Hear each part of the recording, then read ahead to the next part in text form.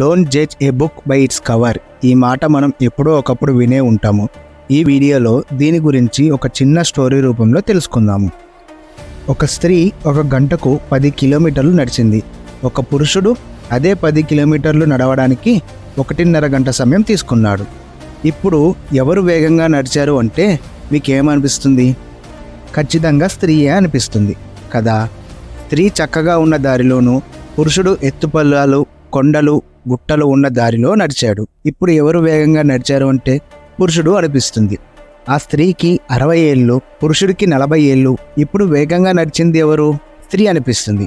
అదే పురుషుడు 140 కేజీలు, స్త్రీ 60 కేజీలు అని చెబితే పురుషుడు వేగంగా నడిచాడు అనిపిస్తుంది.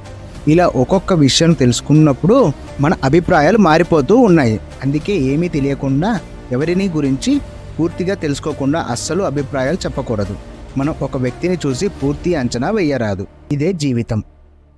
ఈ కంటెంట్ నచ్చినట్లయితే లైక్ చేయండి, సబ్స్క్రైబ్ చేయండి.